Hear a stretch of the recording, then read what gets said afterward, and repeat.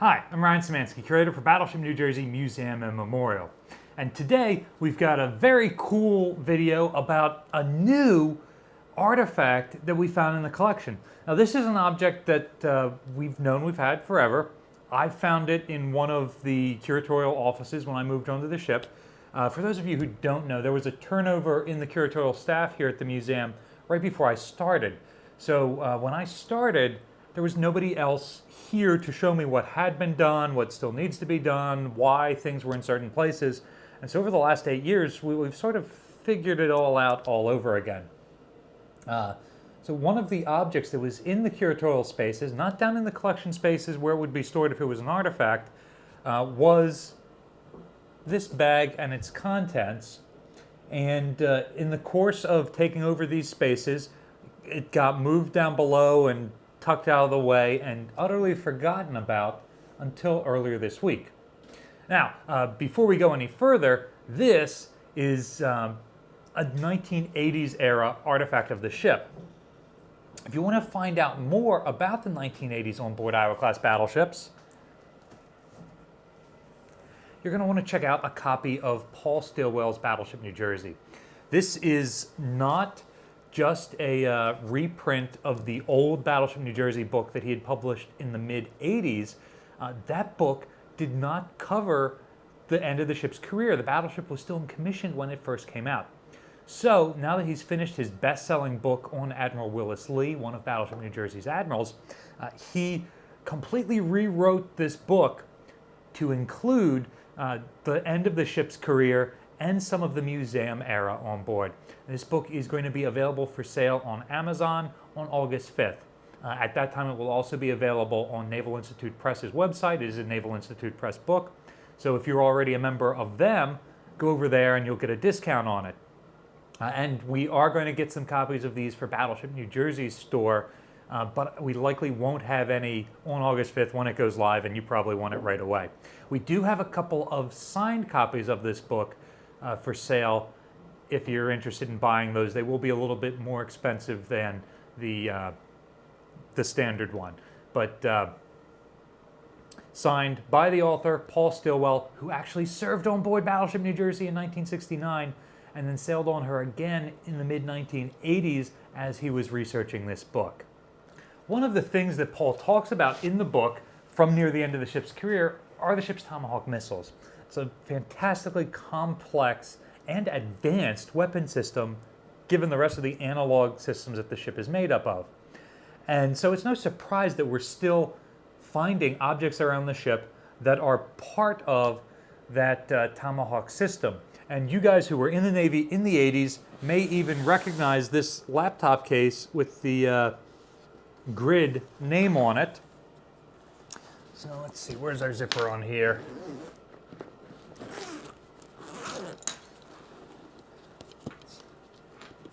If we open this up,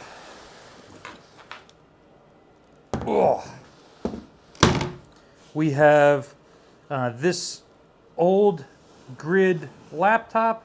You can see some plugs on the back, the switch. There it is, opened up. So this was an object that we didn't even know if it was from the ship or if it was from after the ship was in service.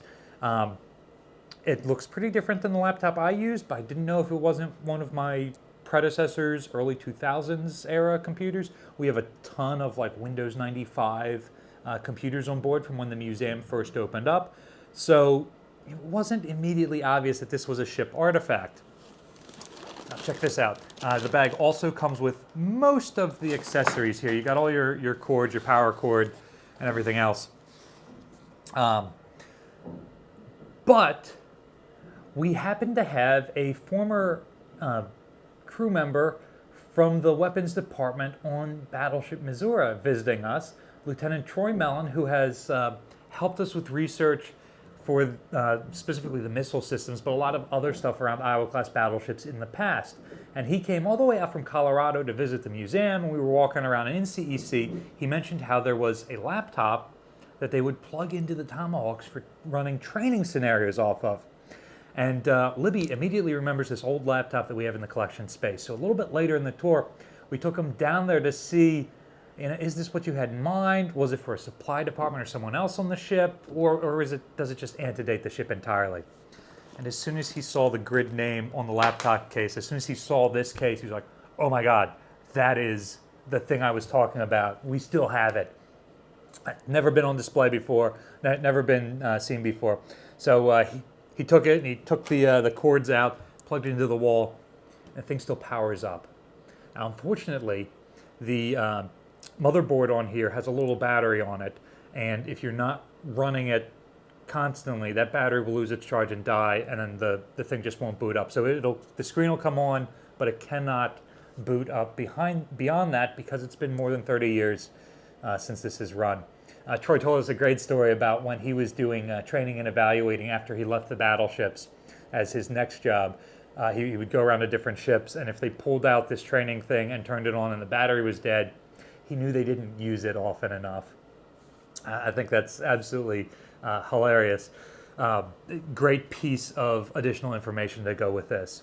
So we got cables to plug this in to the wall to give it power. We've got cables to plug this into the Tomahawk.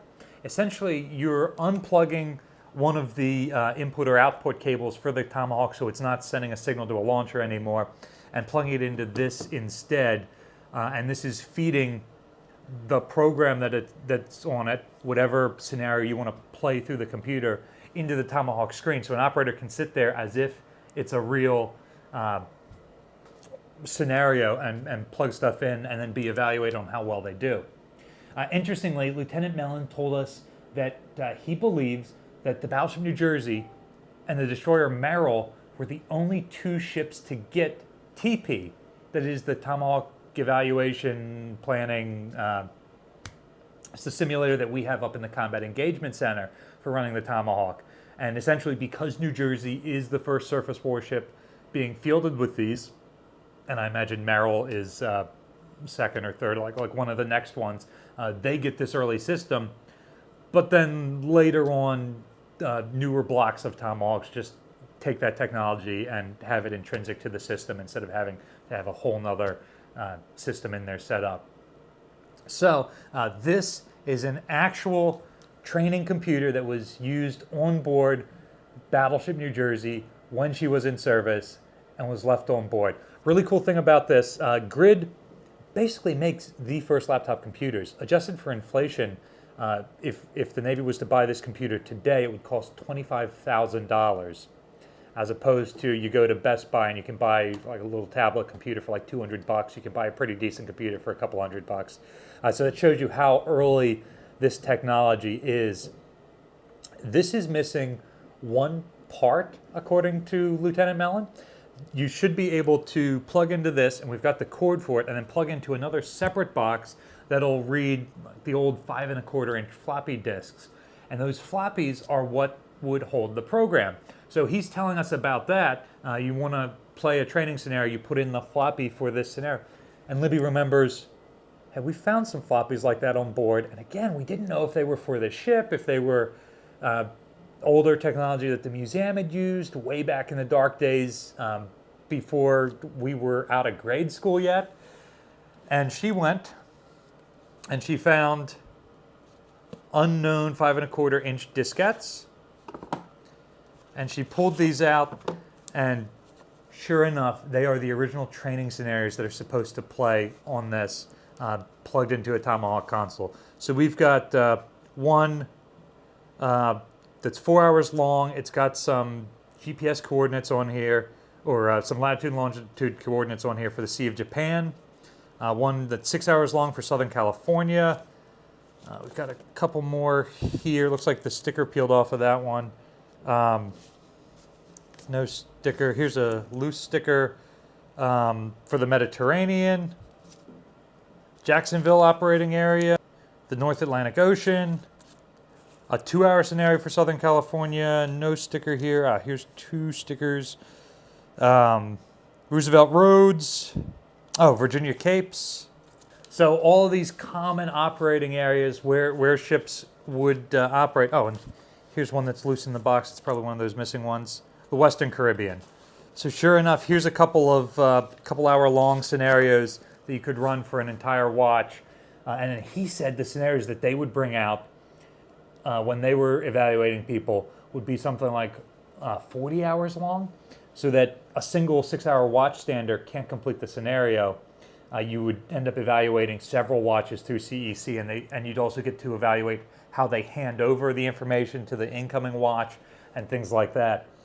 So I love that we have this piece of technology. Of course, computer technology like this, laptop technology like this is exceptionally prevalent. And having this first mass-produced Navy laptop is a fantastic way for the museum to remain relevant in the future. And also, it's fantastic to have former crew members like that who are still around and can come around and tell us those sorts of things. If you go on Olympia, none of her crew are left. They just can't find new information. You go on Constellation, Constitution, none of the crew that actually sailed those ships when they were fully active frontline warships are left. But we still have, less every day, but we still have some of those folks left for Iowa-class battleships who can fill in information like this that us curators don't necessarily know. And well, honestly, it would have been a long time before we got back down there to sort this out and figure out if it was historic or not. So, when did you guys get your first laptop? Seems like the ship got hers maybe as early as 1982, but definitely sometime in the 80s. Personally, I was several years into college in probably around 2010 when I got my first laptop. Let us know in the comment section down below. Battleship New Jersey receives operating support from the New Jersey Department of State, also from a number of other businesses and private individuals like yourselves. We really appreciate your support. There's a link in the description below if you'd like to donate to support the museum, the ongoing research that we do. You can also support us by liking, sharing, and subscribing so more people find out about the museum and our channel. Thanks for watching.